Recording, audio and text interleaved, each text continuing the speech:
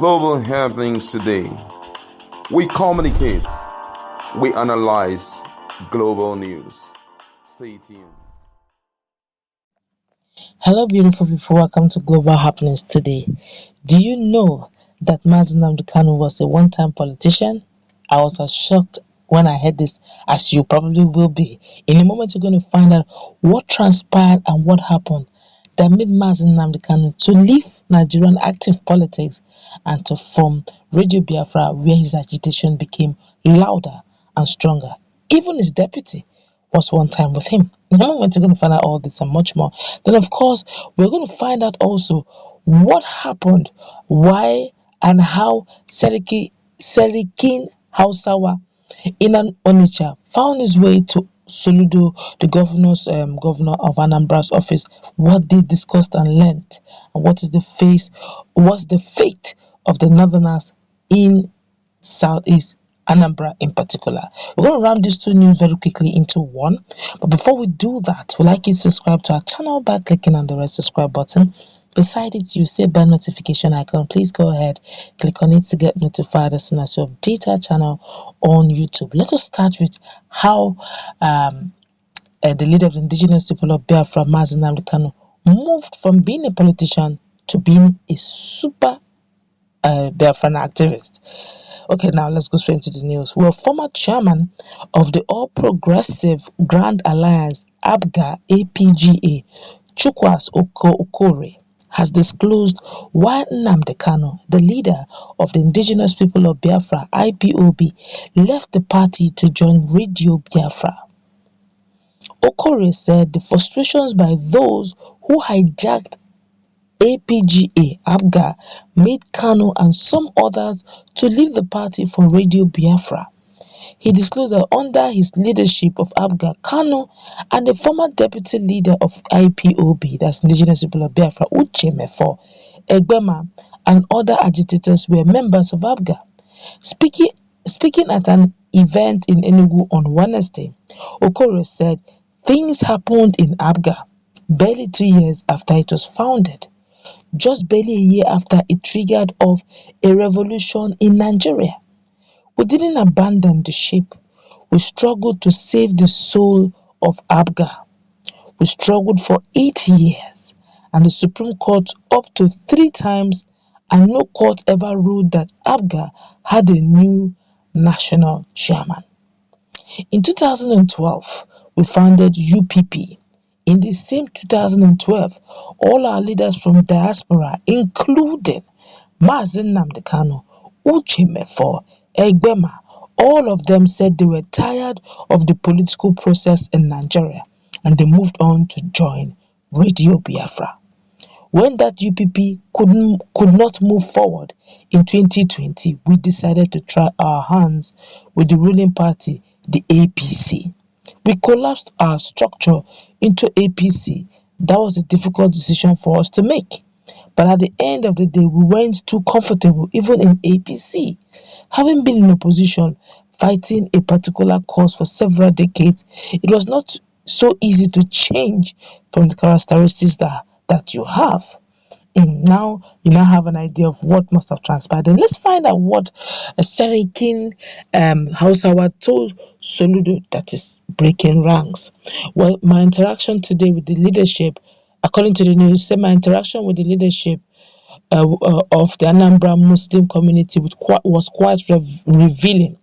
A people from various parts of the country united in faith and a shared consciousness of the divine with a rich understanding of our cultural diversity. Alhaji Iyasu Yusua is the Sakin Hausawa in Onitsha. This means the leader of the Hausa community in Onitsha. Picture in the first frame. Born 72 years ago in Anambra, a proud old boy of the famous CKC Onitsha. He confessed to owning all he has all he has ever become to Onitsha, a place he identifies as home. His story is similar to that of majority Ndi Igbo living in the north, estimated to be about 11 million.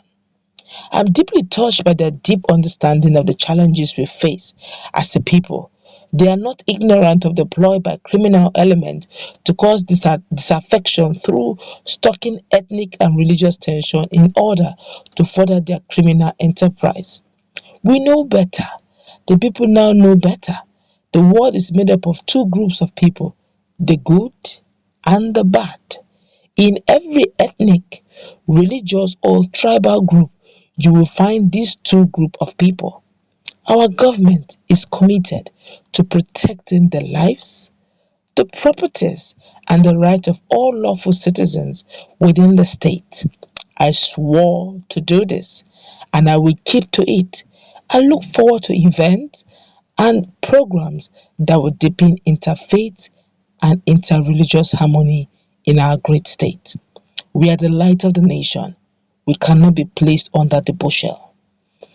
Wow, this is quite interesting coming from Soludo. Of course, this Sakin Hausa had told all he had to tell to Professor Charles Soludo, the governor of Anambra State. Say, look, all I ever own, all my memories, all I am today is taking all of it is found, bettered, bred, and even nurtured in Onisha. Permit him to say that he will say he's an Onisha old boy. Yes, he may have his roots by virtue of religion in the north, but over time he has learned to stay in peace and see Onitsha as his home. In fact, he has seen Onitsha as a place of his permanent abode. And he's saying those who are doing this are really not doing it in their favor. They're just there stoking ethnic clashes. And he's telling Soludo, look, we cannot rule out the fact that we have the good, the bad, and the ugly in all regions, and all ethnic groups. Try in your wisdom to tell the difference. When you protect property, protect us as a community as well. We all we have is here, and it's saying same is happening in other regions. There are a lot of Southeasterners living in the north. Tell them to come home, they will tell you there's nothing at home. That north is their home. The people there are their brothers, they are their people. They can't even see themselves coming home. Home is strange to them because home is the north. We have this scattered all over Nigeria. And for the record, about 11 million youths, 11 million Igbos live in the north alone. I'm not talking about south or south as a people, as a region. Just Igbos alone. About 11. That's to tell you 11 million Igbos. That's to tell you how huge Igbos have found rest in the north. And stoking ethnic tension may also put their lives in jeopardy. And they're saying whatever it takes. As Soludo is protecting his people, he should also protect the Hausa community because they are also his people. To think that Nnamdi Kanu was a one-time politician before he became an activist, now that is food for thought. Let's meet in that conversation.